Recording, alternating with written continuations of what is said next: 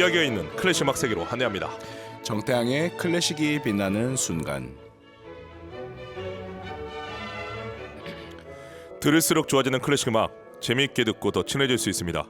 오늘도 클래식 음악 세계로 우리를 안내해줄 피아니스트 정태양 선생님 모셨습니다. 안녕하십니까? 네, 여러분 안녕하세요. 피아니스트 정태양입니다. 2024년 마지막 날입니다. 네, 기분이 어떻습니까?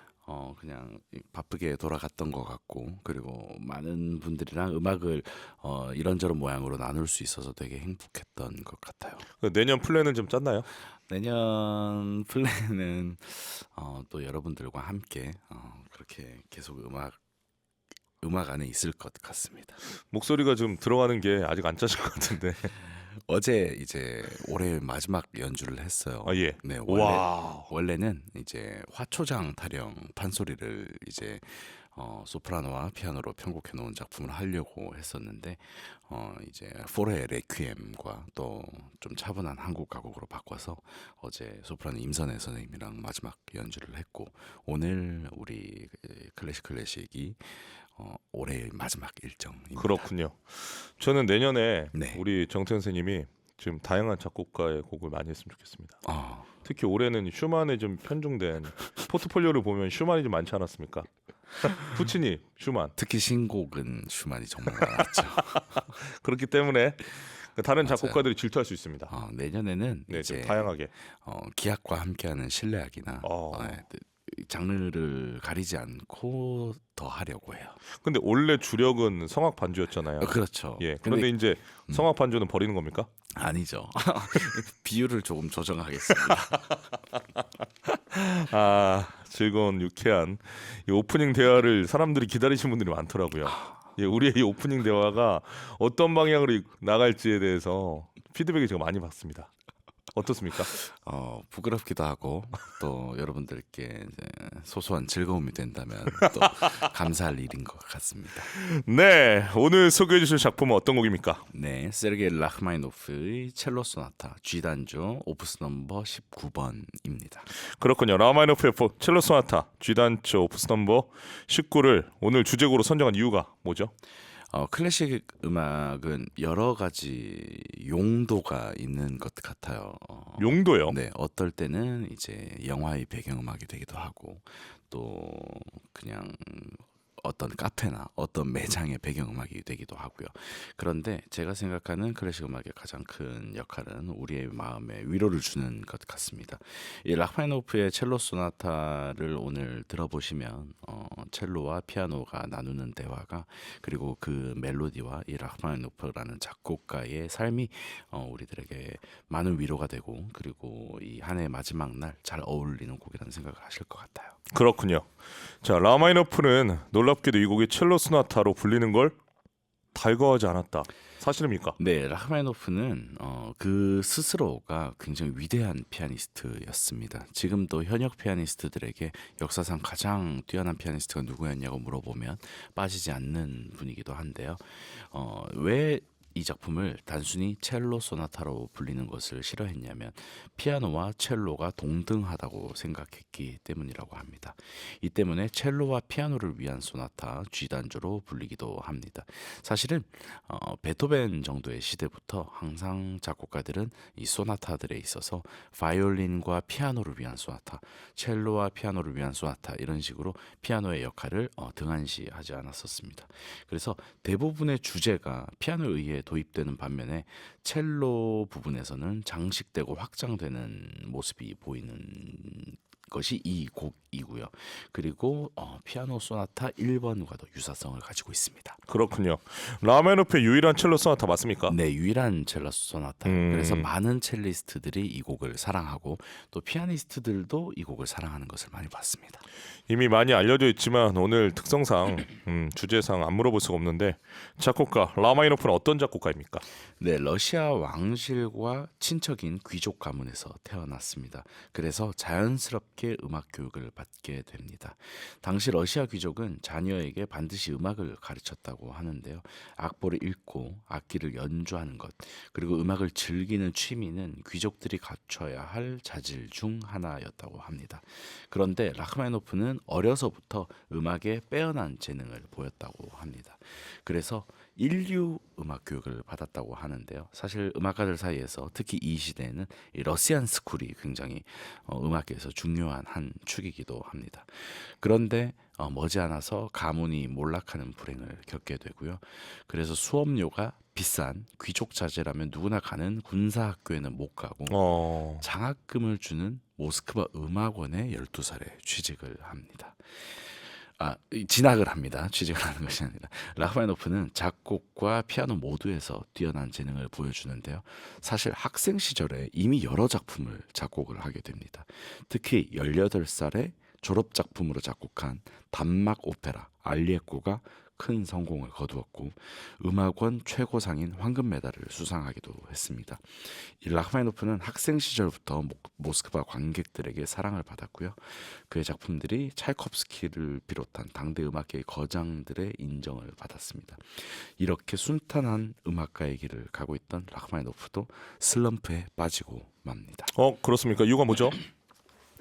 여러 이유가 있었겠지만 가장 큰 이유는 자신만만하게 작곡하고 발표했던 교향곡 1번의 초연 실패라고 할 수 있습니다. 이 작품은 1897년에 상트페테르부르크에서 글라즈노프가 지휘를 했지만 준비 부족과 지휘자의 알코올로 인한 부적절한 상태 때문에 공연이 엉망이 되었고 비평가들과 대중에게 비판을 받게 됩니다. 이 일로 충격을 받은 라흐마니노프는 3년간 작곡 활동을 중단하는 등 극심한 슬럼프에 빠지게 됩니다. 라흐마니노프는 이때를 뇌졸중 환자처럼 머리와 손을 사용하는 법을 잊어버린 상태라고 묘사하기도 했습니다. 그리고 이 시기에 개인적인 어려움도 겹쳤는데요. 당시 라흐마니노프는 사촌인 나탈리아 사티나와 결혼하고 싶어 했는데요. 이 러시아 정교회는 이 결혼을 허락하지 않았습니다. 당시에는 교회가 허락하지 않으면 결혼을 할 수 없는 상황이었는데요. 그러자 가족들도 두 사람의 결혼을 반대하게 됩니다. 그래서 이 일은 라흐마니노프에게 큰 고통을 안겨주고요.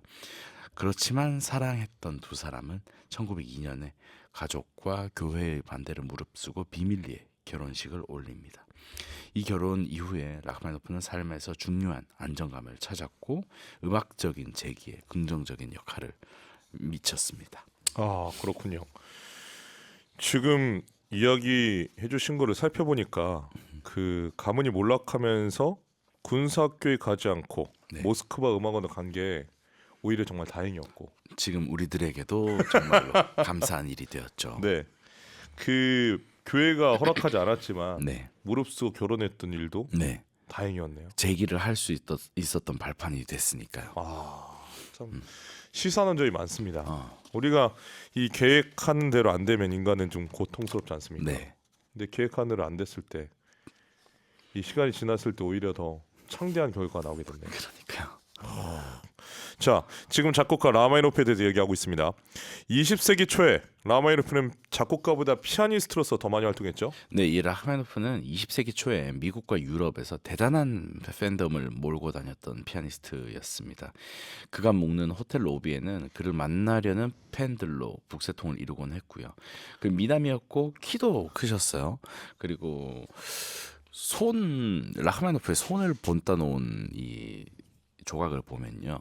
손이 무지하게 크세요. 거의 제 2배는 될 것 같이 손이 크시고 그런 만큼 키도 크셨던 것 같아요. 그리고 피아노 연주 실력이 정말로 뛰어나서 그의 연주회가 늘 매진이 되곤 했다고 합니다. 그리고 라흐마니노프의 키가 198cm였다고 합니다. 농구 선수인가요? 그러니까 아니 198이면 되게 불편할 텐데 피아노 앉는 것도 불편할 텐데. 그렇죠. 많이 숙여야 될 것 같고 또 풀 사이즈 피아노가 작아 보일 것 같은 정도의 키죠. 그러면 사운드가 어마어마했겠다. 그럴 것 같아요. 네. 사실은 야. 체격이 크시니까. 그리고 엄지부터 새끼손가락까지 보통 건반 10개 정도만 짚어도 손가락이 긴 편인데 저도 10개 정도를 짚거든요. 그런데 라흐마니노프는 13개를 지나서까지 건반을 짚을 수 있었다고 해요. 그럼 도에서 옥타브 라까지. 그렇죠. 리스트도 그랬잖아요. 리스트 곡에 한 번에 치면 A까지 나야 되는 거 있잖아요. C에서 A까지. 그래서 저희는 이렇게 따당 하고 그러니까 굴려서 치거든요. 와. 와, 그러니까 지금 약간 우리가 유추해 보면 최영만 선수 같은 크기의 이 사람이 피아니스트로 지금 치는 거 아니에요? 그렇죠. 아, 제, 피아노 안 부서지나? 제가 도에서 미 정도까지 이제 닿거든요. 근데 도에서 라라면 손 다 찢어지는 정도거든요. 와, 정말 컸군요. 네. 198cm. 이야.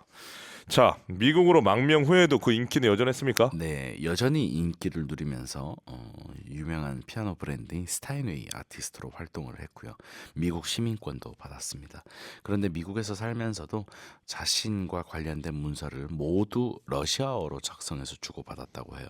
영어를 잘 했지만 이것만은 고수를 했다고 합니다. 그렇군요. 자, 지금부터 작품 이야기를 하겠습니다. 첼로 소나타 언제 작곡했습니까? 네, 이 작품은 1901년 작품입니다.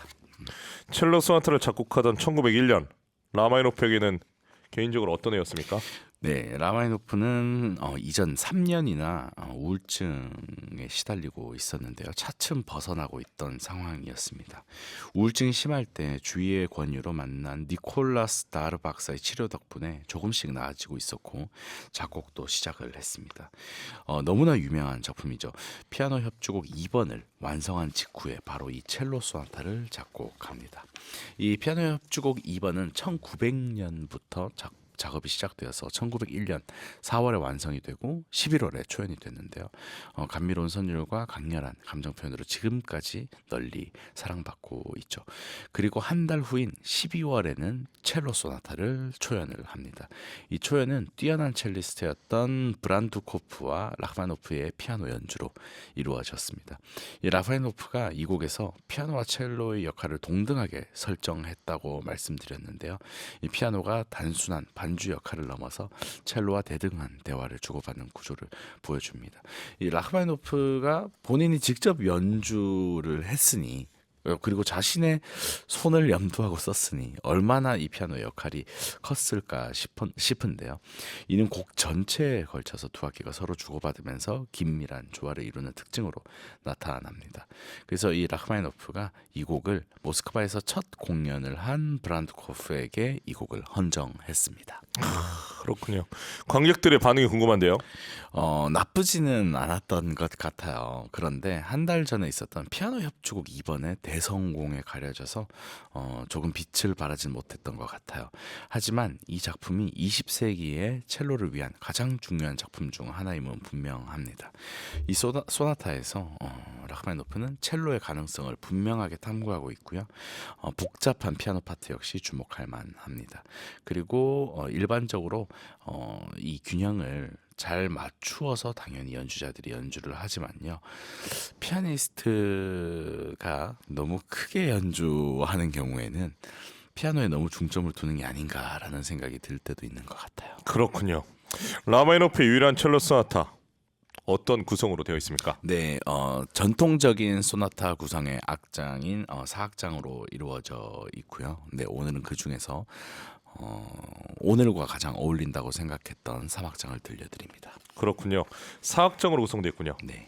자, 잠시 후에 듣게 될 3악장은 어떤 특성을 가지고 있습니까? 네, 안단테라는 속도를 가지고 있습니다. 그리고 조성은 E 플랫 메이저를 가지고 있습니다. 사실 음악사에서 말 없는 노래, 그러니까 한자로 무언가라고 표현을 많이 해요. 멘델손도 무언가를 작곡했었고요. 말이 없는 노래다 하면 가사가 붙어 있지 않는 악기로 연주하는 굉장히 선율적이고 아름다운 노래다 이렇게 표현을 하는 것 같아요. 그런데 이 악장도 마치 사람의 목소리를 연상시킬 만큼 아름다운 노래로 시작을 합니다.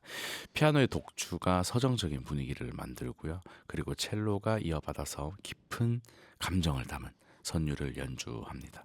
그리고 점점 클라이막스로 발전을 하는데 라흐마니노프 특유의 긴 호흡과 풍부한 감정 표현이 돋보이고 슬픔과 희망이 교차하는 듯한 음악적 흐름이 청중의 마음을 사로잡습니다.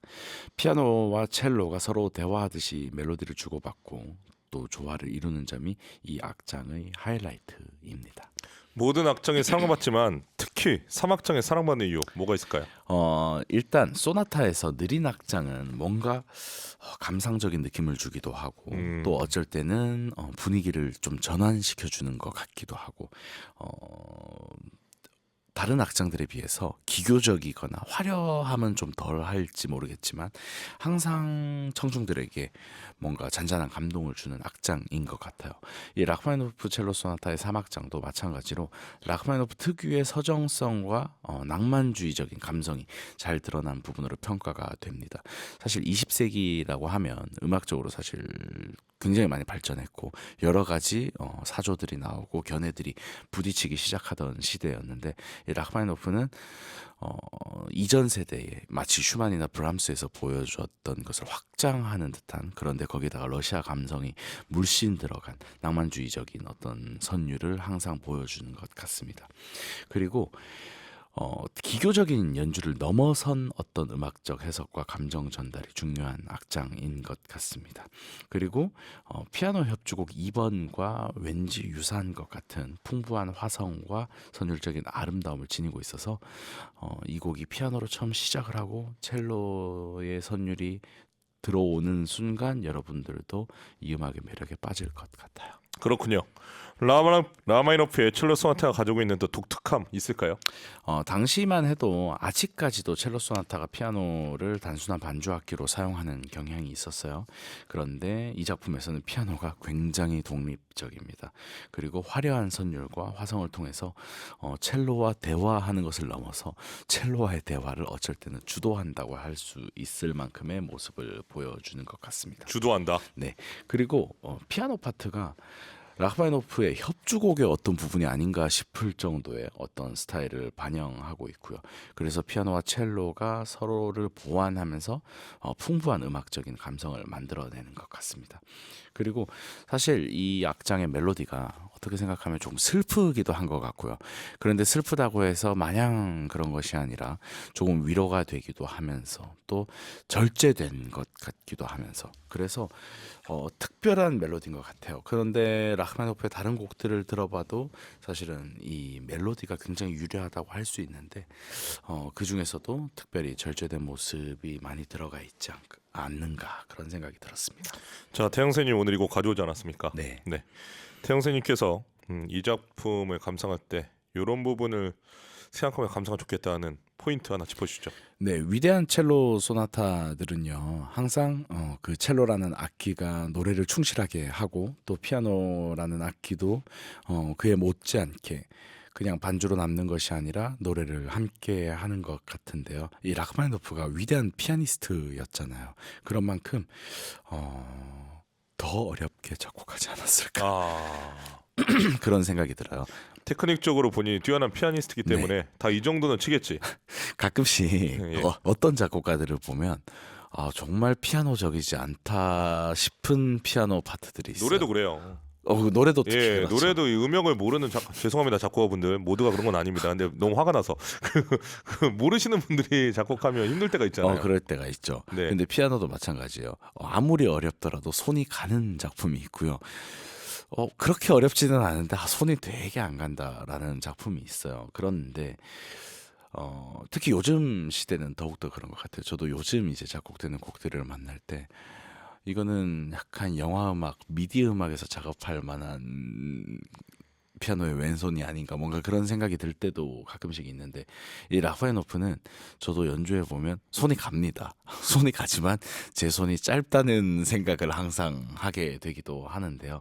그런 만큼 피아노 부분에서 얼마나 어떤 아름다움을 만들어내는지도 여러분들이 들어보시면 좋을 것 같고, 결국에는 이 솔로 악기와 그리고 피아노의 그 조화로움이 되게 중요한 것 같아요. 어떤 악기 하나가 너무 도드라지는 것이 아니라 서로 조화를 잘 이루어서 그 균형을 맞춰 나가는 것, 그것이 중요하지 않나. 그래서 오늘의 연주자들도 그 조화로운 파트너십을 굉장히 오랜 세월을 보여주신 분들로 선택을 했습니다. 알겠습니다.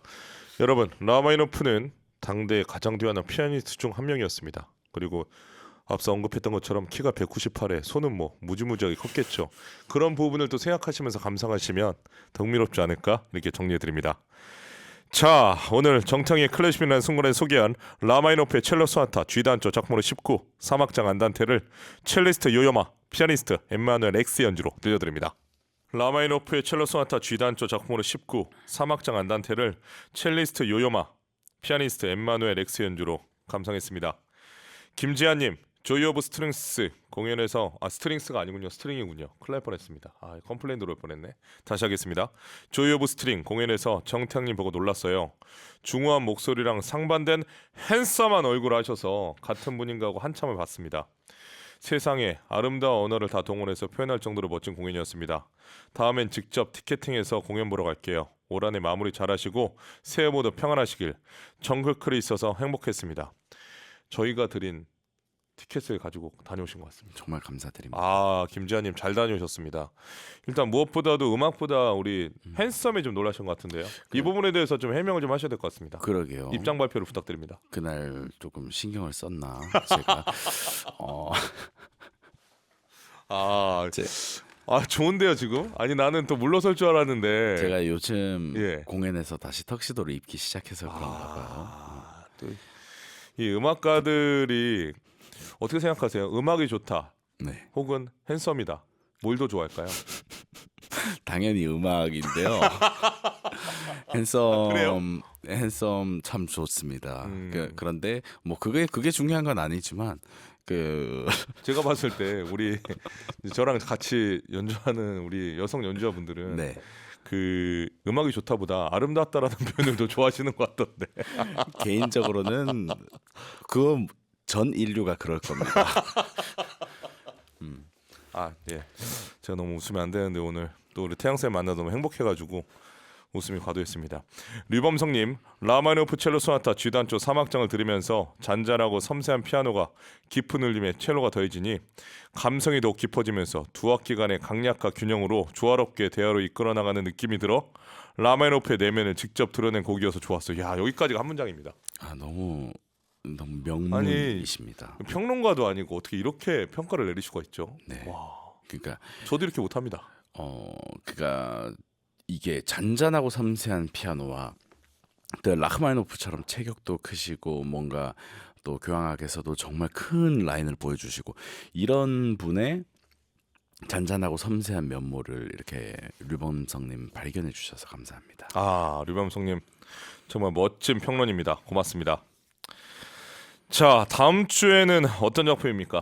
다음 주 새해 첫 작품 아닙니까? 새해 첫 작품인데 사실 선곡표를 조금 이렇게 변경을 하는 그게 일이 있어가지고 이번 주 원래 하려고 했던 곡이 다음 주로 가지 않을까. 그렇습니까? 네, 한국 작곡가의 작품인데 조금 더 볼게요. 네, 알겠습니다. 한마디로 지금 아직 성공 안 됐다는 얘기죠? 아니요, 선곡은 되어 있는데요. 네, 조심스러운 부분들이 있었어요. 알겠습니다. 자, 다음 주를 기대하도록 하겠습니다. 자, 올 한해 수고 많으셨습니다. 네, 여러분 올 한해 여러분들께 음악 들려드릴 수 있어서 정말로 행복했고요. 그리고 또 건강하게 새해를 맞이하시기를 바라겠습니다. 네, 다음 주 뵙겠습니다. 네, 감사합니다. 태양샘 보내드리면서 그리고의 두 개의 슬픈 선율 작품으로 34종 지난 봄 오르페우스 챔버 오케스트라가 연주합니다.